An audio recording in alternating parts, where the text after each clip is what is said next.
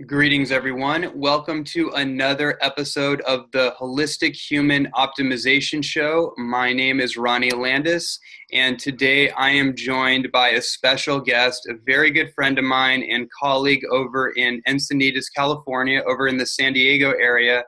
And this woman is an absolute powerhouse in more ways than one. She's also just a very good friend and a dear sister. And Anat Peri, what can I say about Anat?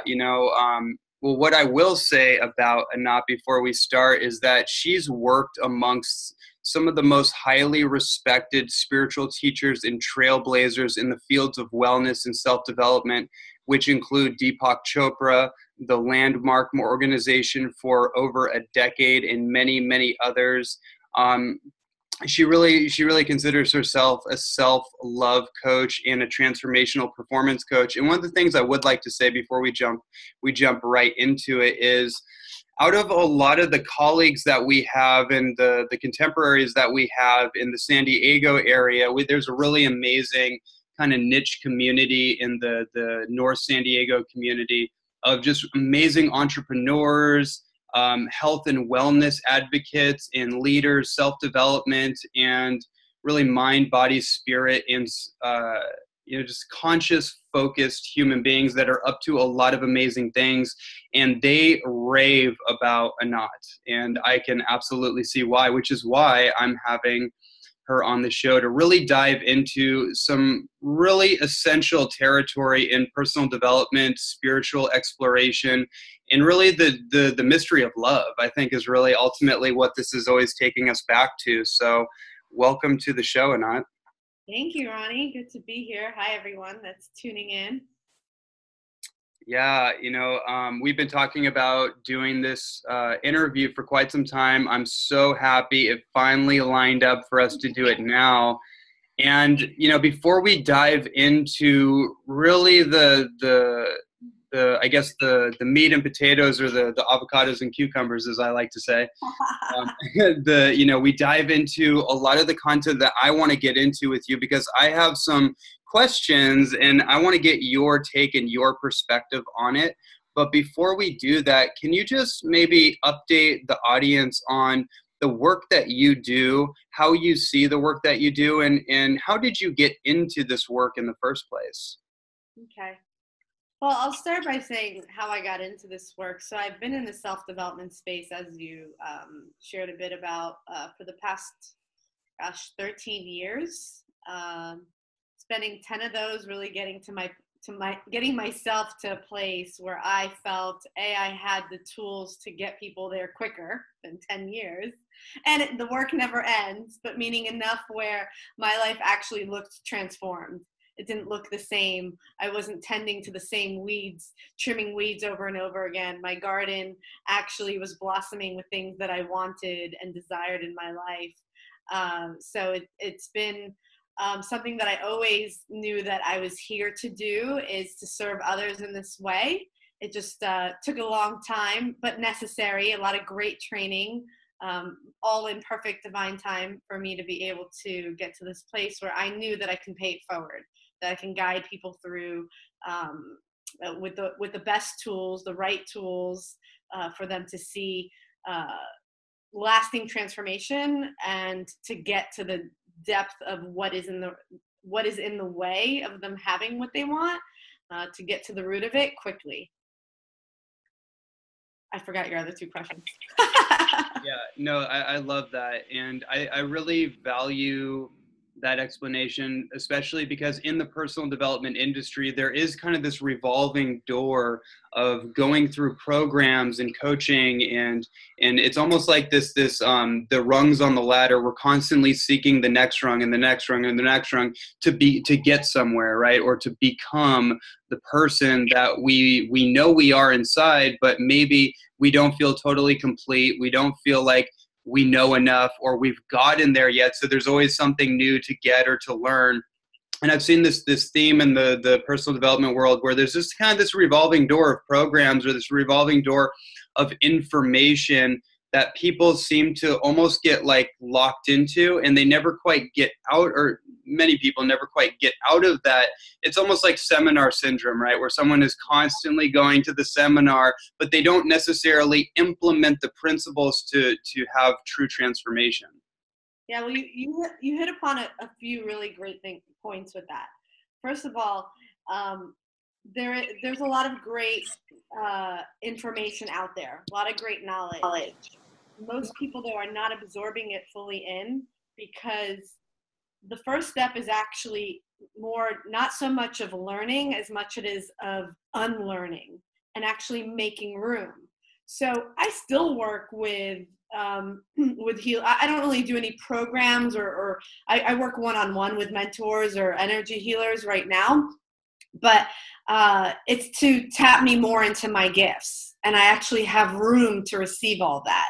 So my advice to those listening, if you're just embarking on your journey, or if you're looking at the next book, the next seminar, the next coach, it's like you don't need more information.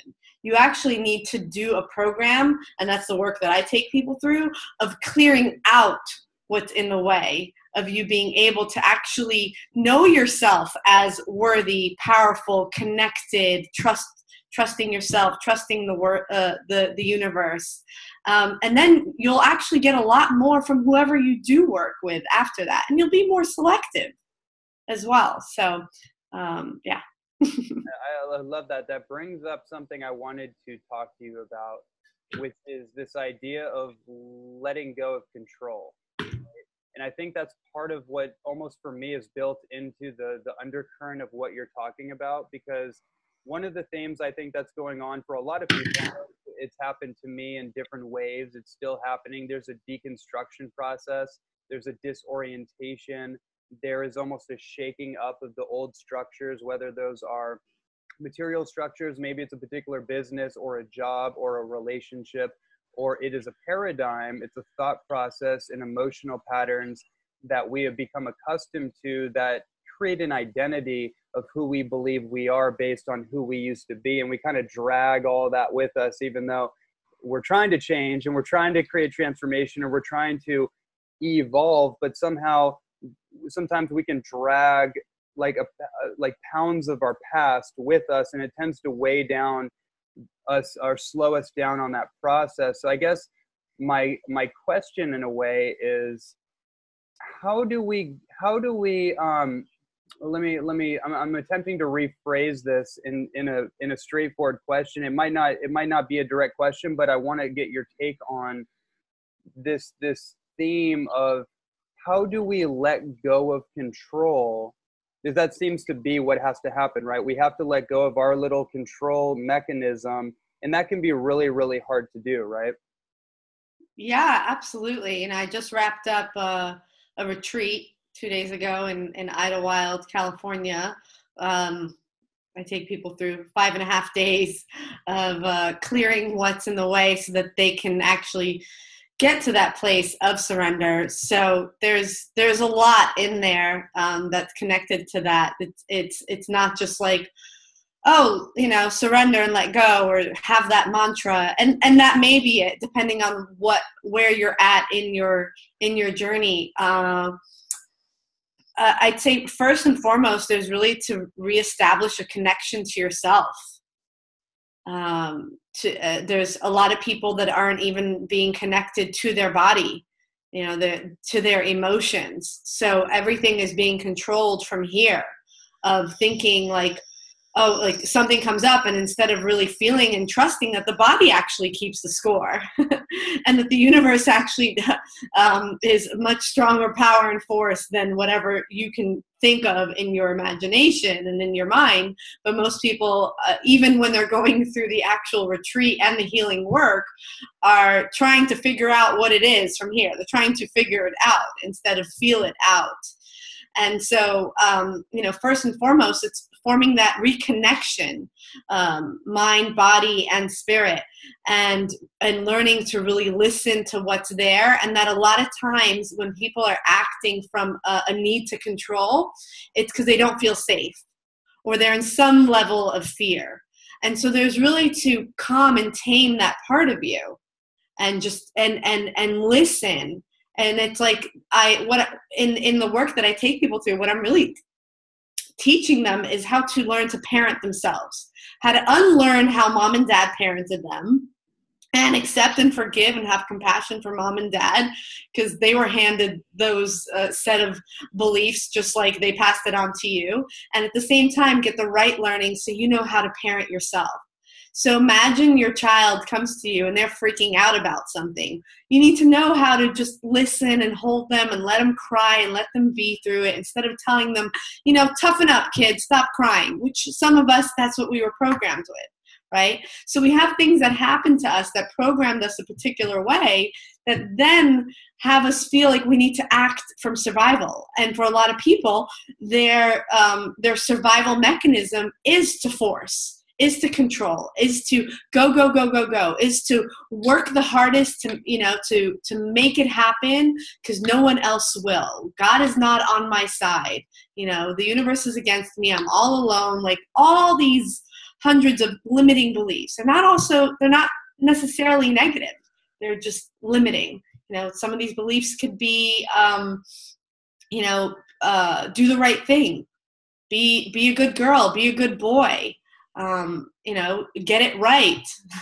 You have to perform well for approval. So all these, there's just so many weeds in the garden, so many limiting beliefs that could be affecting someone's ability to really know that they can trust themselves. They can trust their intuition. They could be with themselves. They could be with their emotions, and they could trust that there is a higher power.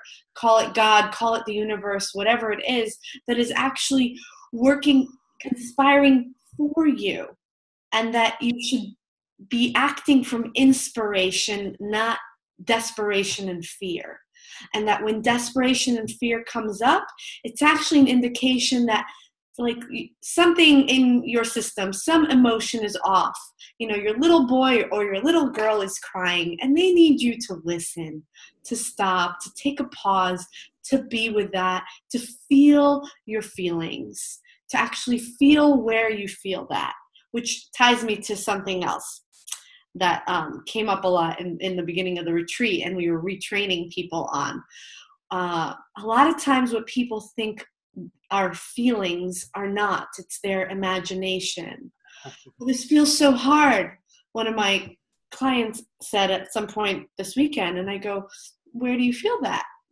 Where in your body do you feel that? And he's like, oh, I don't. I go, so you imagine that it's hard. So how much are we, it's actually our mind creating, imagining this instead of something that we are actually feeling. And the power of actually how we language that creates some freedom. So then when he was like, I said, so you imagine that it's hard? He's like, yeah, I imagine that it's hard.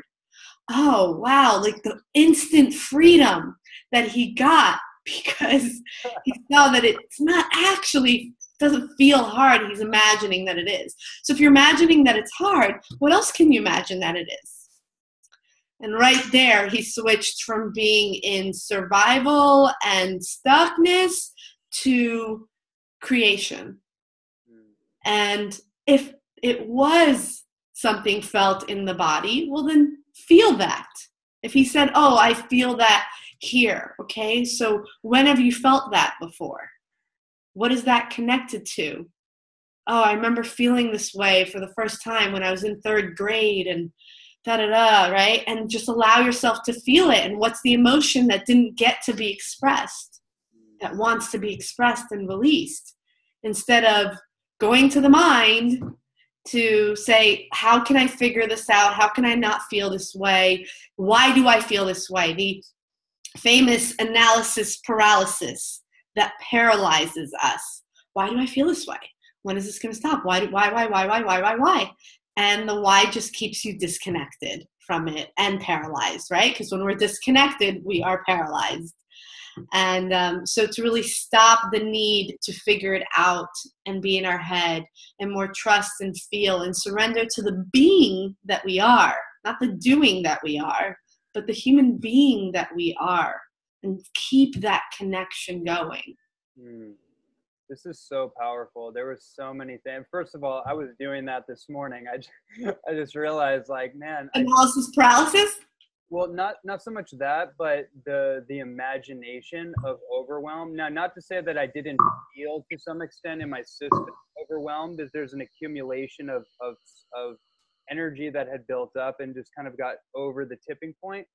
But realistically, there were just a few details that I was dealing with, and I was like, man, I feel overwhelmed. And but it wasn't so much of just like acknowledging the fact that I felt overwhelmed in that moment. It was like, it was like I'm almost imagining what it's like to be overwhelmed 24/7.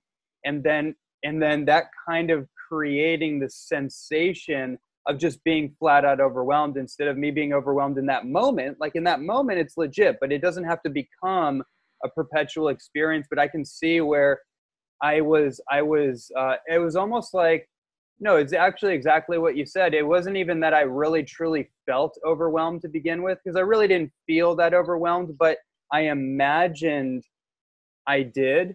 Mm-hmm. But it wasn't a genuine feel. I didn't cry. I didn't make that connection until this moment. So I didn't realize, like, wow, or I'm realizing, I should say, in this conversation, like, wow, we oftentimes will use our imagination to contextualize a feeling that we're not genuinely having, but then we almost like create the simulation of the emotion, and that brings up more stress, right? Yeah, I mean, the mind does not know the difference between imagination and reality.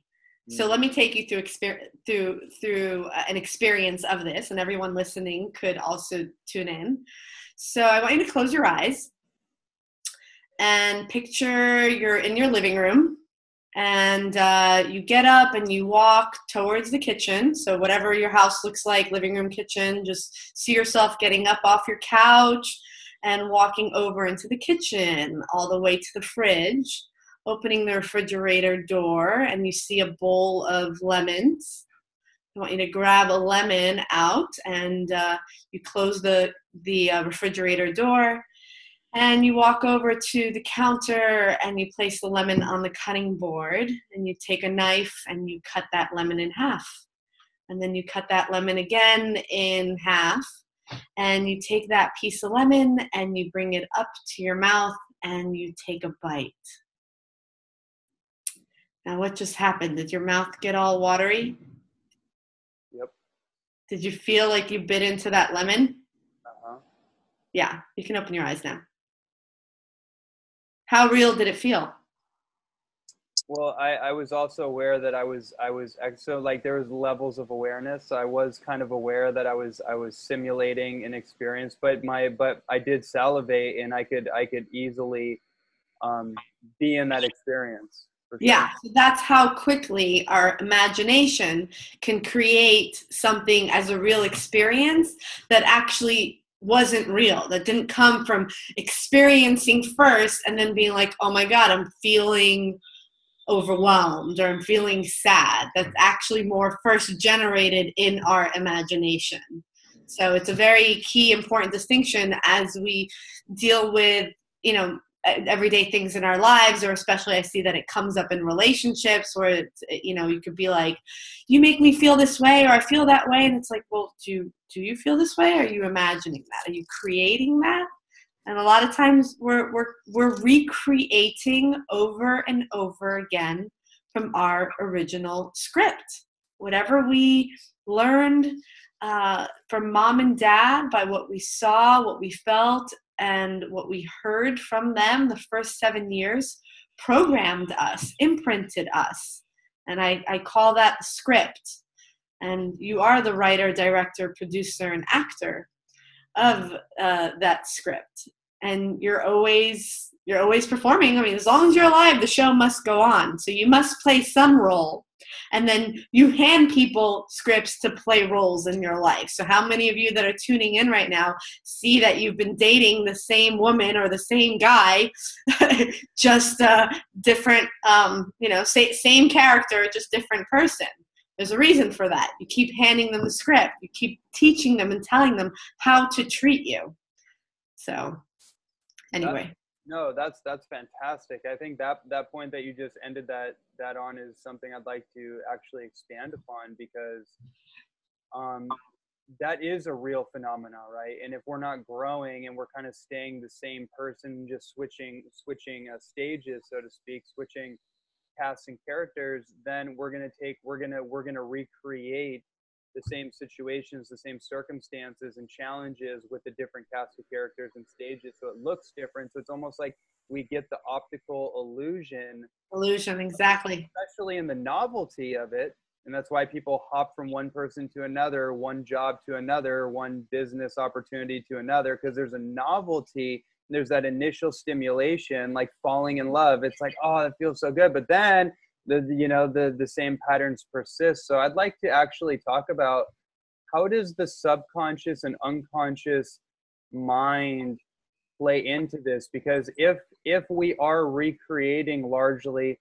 circumstances and situations under different visual designs, if you will, but we're continually recreating it, then how does one start to go into the operating system to really get a handle on the program and start upgrading the software? Great. Well, to sum it up, come work with me. Just being honest, not saying mine's the only thing out there, but well, so we start by first, I like to use the analogy of the garden, right? So becoming aware, like awareness is the first step of actually what is there, what has been running the show. And in my work, we look at the areas of your development, the areas that if you were fully functionally developed in, you'd be operating as a fully functioning adult. So that's self-esteem, expressing your needs, your wants, setting limits and boundaries, being accountable for your feelings, for being connected and accountable for what you're feeling, and being accountable for expressing that, and being responsible, not only responsible in how you treat yourself and your actions in the world, but how you react to people.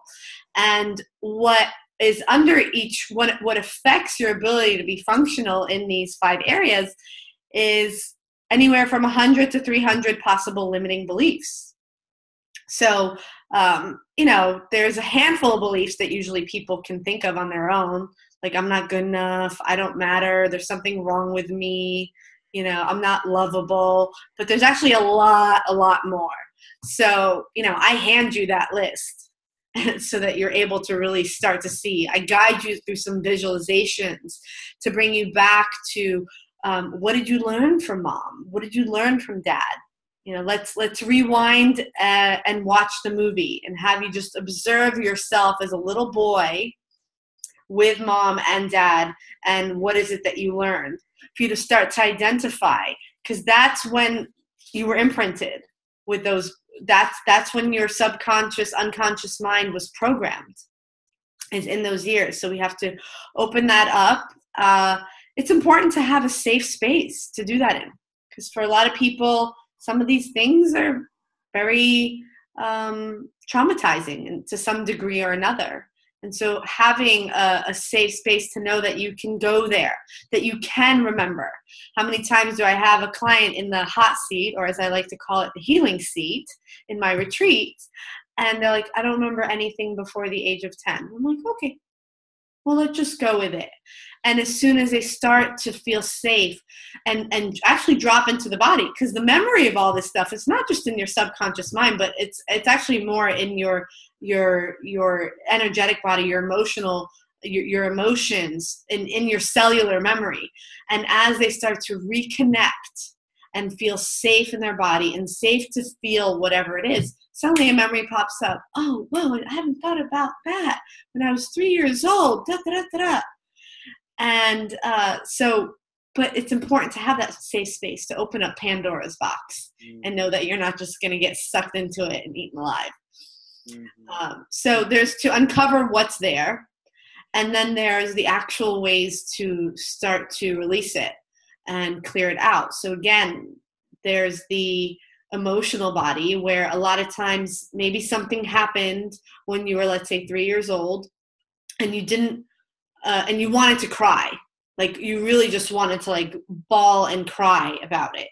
And instead you held it in, because if dad saw you cry, he'd be like, toughen up.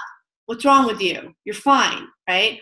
Or if mom saw you crying, or you wanted to cry for mom, or whatever it is, some emotion, energy in motion wasn't expressed or wasn't fully expressed in a way that you can now see it as an adult that has a fully developed brain, that has logic.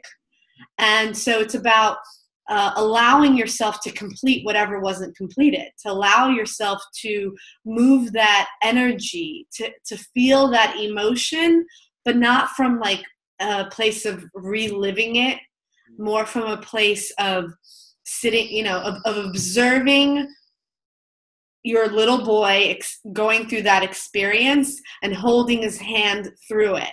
And it's like, it's okay to feel that. And like, the awareness that we have now, the knowledge that we have now as adults, wouldn't have us view what happened as necessarily the same way.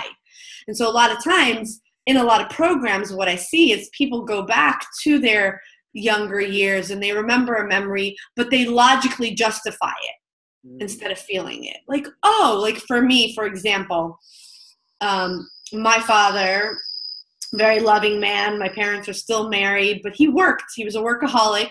He worked 16 hours a day the first 7 years of my life. I hardly ever saw him. And I remember speaking to him about 5 years ago, before I delved into this mind, body, energetic, emotional work myself, and having a conversation with him because I suddenly had that memory come up. I was working with a coach, and I was dealing with coming out of a 5-year relationship, heartbroken. And the coach gave me an exercise. He said, I want you to come up with 10 loving memories with men in your life, starting with your father. And I'm like, I can't think of any with my father. And suddenly I realized I don't know how much time because again, I as well didn't want to remember anything from those years. So I was like, I don't have any memories prior to the age of 10, right? Or 7. And so I remember calling my dad and asking him some questions and being like, Dad, what do you remember about our time together? And he remembered the exact same 3 memories.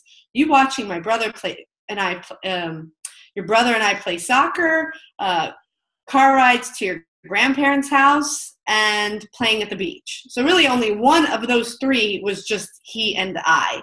And I said, did you work a lot? He's like, yeah, I worked 16 hours a day. Sometimes I'd come home, not even eat dinner, get up and do it all over again. He was a controller for a hotel. So, hotels are 24/7.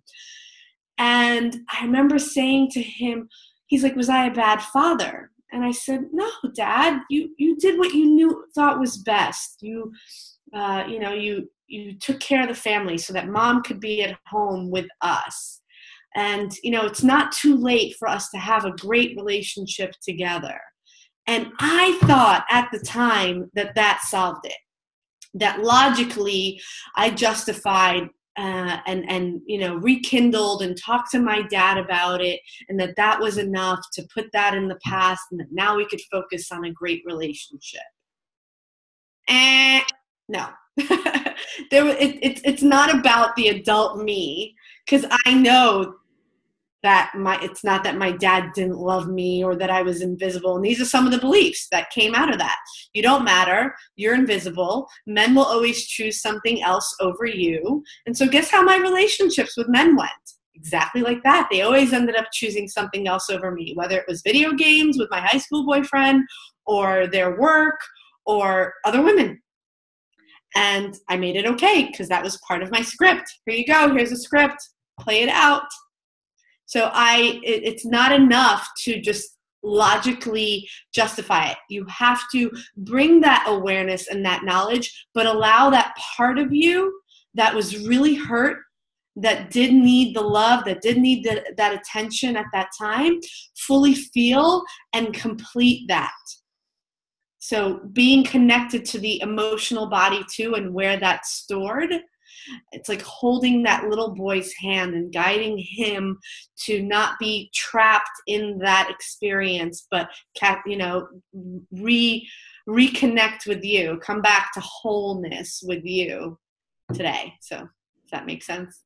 Makes more than sense. It's absolutely on point as far as I can tell. And one of the things that I want to piggyback on that and get a further take on is, I know for me, especially this, I think this is more symptomatic of men in general, but I also think a lot of women are feeling this too, because there is this micro amount of PTSD. There's low level trauma that is really built into the actual nervous system, and there's this phenomena where somebody can normalize to the stress response, and they just manage it, kind of like what you're saying. Like, instead of completing the process, we kind of just, it becomes our normality. We manage it, we kind of moderate it, but we don't fully get through it.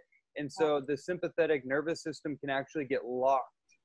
And so we actually get so used to being in that fight or flight mode that we don't even realize that that's actually what we think we're relaxed, or like, yeah, I'm relaxed. Like, yeah, but it's like, you can tell the visceral somatic kind of reality of somebody that's very high strung. And I know for me, and this is leading into my question, there have been many times where I've had a lot of energetic release, or there's triggers, or there's just a lot coming up that I wasn't prepared for.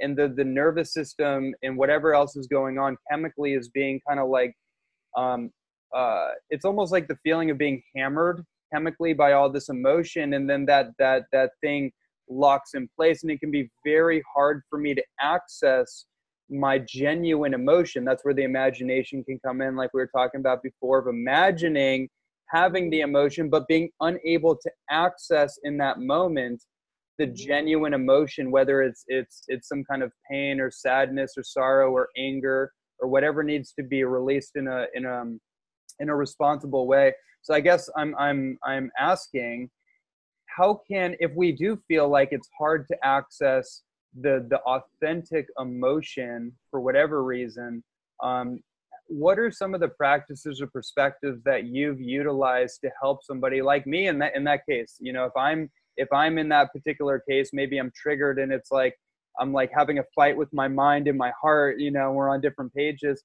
How would we be able to access the emotion so we could actually complete that process?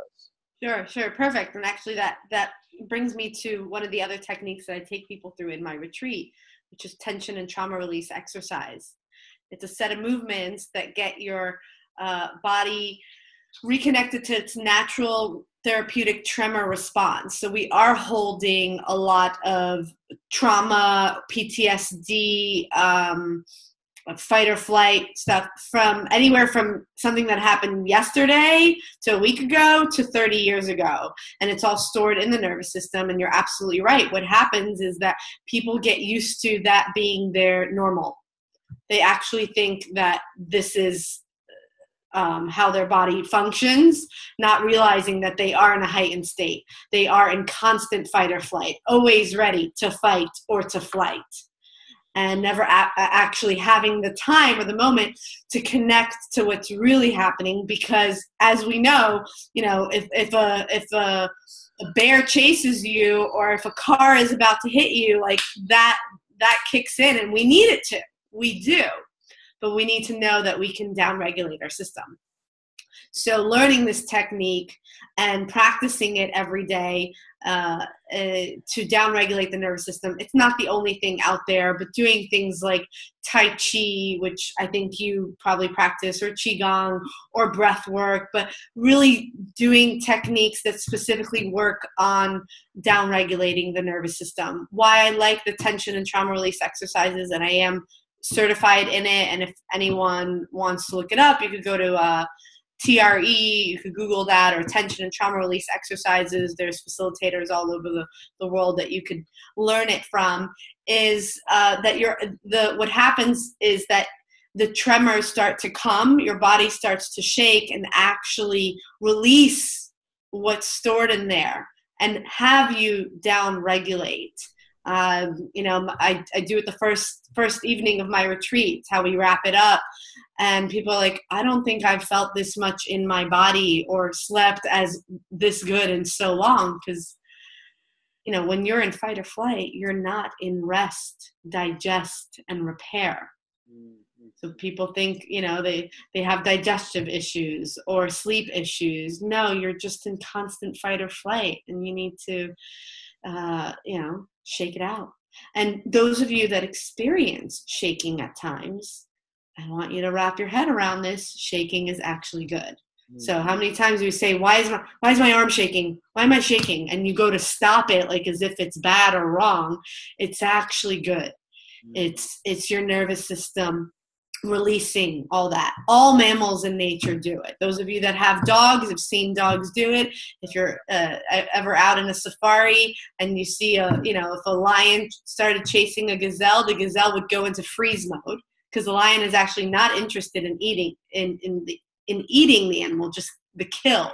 So if that animal plays dead, then the lion loses interest, and then the gazelle comes out of the freeze mode, and you'll see it shaking.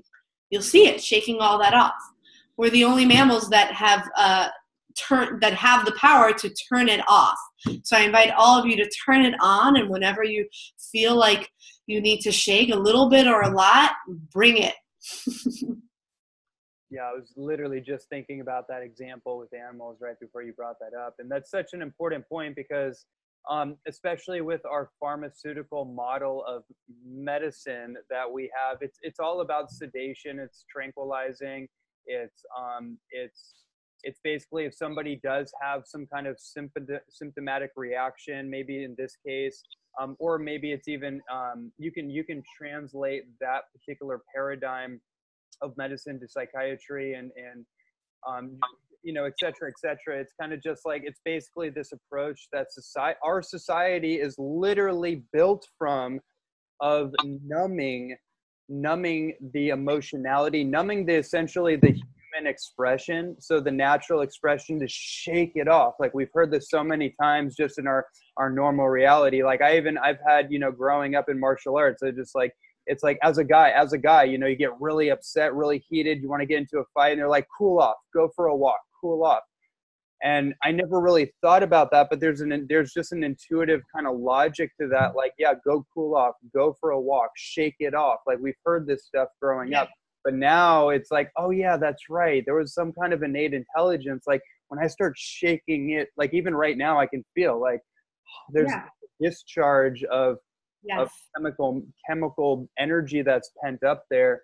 And that might be the most practical thing for everyone that is receiving this message right now. Like right now, just go shake your hands off and see if you feel any better. You can feel yourself a little more. And it's not, what's great about the actual exercises, or I know sometimes when I do Qigong, I'll actually feel it. And it's not the shaking that you experience of like muscle fatigue at the gym. It's not that. It happens in a restful state. So right now to just shake yourself off may help release a little bit of it, but you actually, that you're going to get tired. That's not the way to do it. So I invite people to learn it. And the reason that I do it in my retreats is because it goes hand in hand with, okay, so now if I have them start to relax and release some of the things that have them go quickly into overwhelm, into fight or flight, and I'm down regulating them back to a place where they know that they're safe to be in their body and connect to their emotions. So it all goes hand in hand. Something else you asked me before about how do we, or one other thing that I didn't mention about the subconscious mind, once you are aware of everything that's there, how to start to reprogram that. So we talked about releasing it from the emotional body and the energetic body and the nervous system. And then there's, all the stuff, all the chatter that's up here. And, the state that you were in the first 7 years of your life is your brain was in theta state. It was in a state of hypnosis. That's why it's so easy to learn language or learn 2 languages by the age of 3. We've got Spanish and English, some kids speaking Spanish and English. How the heck did that happen? It's pretty amazing what our brains can do when they're in that state. So I take people through a technique to bring them back into that state. So drop their brain waves to that state of hypnosis so that it's suggestible. So we can start to command the release of those beliefs and replace them with the affirmations of what you want. Repetition. You drive in a car right now with your girlfriend next to you and you're just hanging out and there's a song that always plays on the radio. You may not like it. You may not pay much attention to it. Yet 2 weeks later, here you are singing along. How did that happen? Repetition. So that's one of the other ways to reprogram the subconscious mind. I love that. And I love the distinction around the shaking. Obviously, it's a much more structured and in-depth process. And I actually have a few stories of mine. I'm not going to go into them, but I just thought of a few healing stories I've had under the influence of certain entheogens or with the didgeridoo and then the Native American drums. And in that altered susceptible state, my nervous system actually went through a cathartic release that I didn't even expect. And it's like electricity flowing through. And then when I got up, I was like, oh my God. I was like, I felt completely liberated of whatever heavy, dense energy that was stuck on me.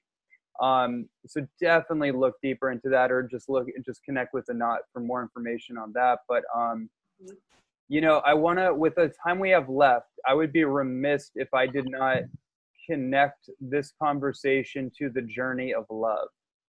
Because that's what it's about, right? That's what this is all about. We're all on an epic adventure trying to get back to the center point of who we are, which is essentially the energy of love, right? So I know that such a focus of your work in your life really is about this. And I know that you have your own program particularly focused on that. I'd love to just get your interpretation of what exactly, in Anat's perspective, is the journey of love, and how can people make their way back to that? Yeah. Well, it's actually everything that we've been talking about for the past 45 minutes. Mm-hmm. It's not the journey of love as much as the journey to love, back to knowing yourself as love. So, if what's filled in your garden are all these weeds, and that's what you've been living in, and it's creating fear and chaos and all that, and you start to tend to that garden and remember how beautiful and how open and how expansive you are as a creator, that you can plant whatever you want in here. So the journey to love is through being willing to be with what's in your garden, be aware of what it is, and start to clear it out through everything that we just talked about. Feeling safe, right? Regulating the nervous system, feeling what's there. A lot of times the journey to love is through feeling the things we don't want to feel: resentment, hurt, anger, sadness. So, and as we allow ourselves to feel what's there, we're actually honoring our experience, honoring what is there. And on the other side of that is the experience of love, is the experience of peace, is the experience of aliveness.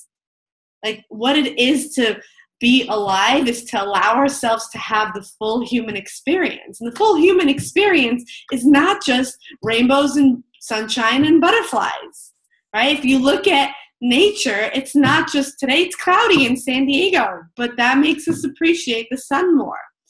If it was always sunny and beautiful, you wouldn't appreciate it. So the experience of aliveness comes when we allow ourselves to feel the things that normally we feel are going to make us die.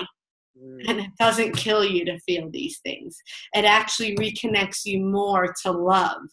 It is because you're honoring the being. You're honoring the experience that you're actually having, instead of, what do I do to stop feeling this way? Right. That, oh my goodness. I can't tell you how many times I've heard someone on the other end of a dialogue or an argument or whatever saying, I don't want to feel this way, or as if I'm responsible, or maybe I've done it too in the past. Mm-hmm. Maybe I wasn't conscious of that, where I've made someone, or someone makes another person responsible for the way they feel. That's just an interesting one. I think that's a pretty deep rabbit hole as well. But I think it's ultimately it's part of what you're talking about. Yeah. Yeah. So again, just starting with just even switching the language and seeing what that allows, because you are commanding yourself at every moment, a lot of times unconsciously, but bringing the awareness to that and being like, I don't want to feel this way, right? And instead of that, it's like, oh, interesting that I'm feeling this way. Just interesting. Just bring your awareness to it. Don't make it wrong. Bring love and compassion to it and just be with it. Be with wherever it is, wherever that sensation is in your physical body. Oh, it's creating this tightness right now in my solar plex. It feels like a hard ball, or it feels like heat. Oh, interesting that I'm feeling this way. And just keep observing it. And what you'll probably find is that you'll either have some kind of emotional release, or that energy will move or dissipate, and clarity will come, some insight, some memory, something, because the body keeps the score. Remember that. So everything is there. You don't need to think or figure it out. And again, catching yourself saying why, or how do I stop this? And it's like, oh, there's nothing to stop. There's only to be with it. Acceptance, love, compassion. And these practices, these experiences are what it is to be in love, what it is to be in self-love. So two other things on that the journey of self-love that I'd say for people to focus on is starting to be really mindful that your most valuable asset is your energy and your time, more than money, right? And who are you giving your energy to, and how are you spending your time? And really being selective with that, really honoring that. And what's going to have you honor more of who and what you give your time and energy to is you learning to say no to things that you are doing that don't make you feel good. Because if you're already spending time doing things that you're not a yes to, you're not a hell yes to, you're not in enjoyment, you're actually in suffering, guess what? You're going to make more experiences like that. And when you really value your time and you only do what lights you up, then when someone comes and wants your time, whether it's they want to hire you, or it's someone that just wants to hang out with you, or someone that you're looking at dating, you're really going to be like, well, I love my life already. Like, I'm in feel-good state. So if I'm going to give my time to someone, it's pretty valuable. And that's going to help those of you that aren't charging enough in your business to charge more money for your time and energy. Why? Because you have fun in all the limited time and energy that you have. So that's that. Yeah. And self-care. Put yourself first. I just wrapped up my retreat on Wednesday and caught a little cold from it because I was obviously giving for 6 days and trying to self-care as much as I could while there. And so yesterday, I didn't respond to any texts. I didn't look at my emails, nothing. I just self-cared like a motherfucker. And still today and this morning. And I feel great. It's moving through me quickly, and I have more and more energy. So really getting how important it is to put ourselves first. I don't take any calls usually before noon, anything business related, because I a lot of times need that time for self-care. Or if I don't, I need to know that time is for me. So those are some loving practices. Yeah. Absolutely fantastic. This has been an incredible deep dive with you. I'm really grateful that you made the time to share your valuable energy with all of us. And for everyone listening that wants to learn more, either get in contact with you or find out more about you and your work. Yeah, you can hit me up on Facebook. You can go to my website's in the works right now, but you can go to www.trainingcampforthesoul.com if you want to hear more about the next upcoming retreat, May 17th to the 23rd. And just keep calm, stay connected, and love yourself first. Beautiful. Yeah. Ronnie, thank you so much for your time. It's my pleasure.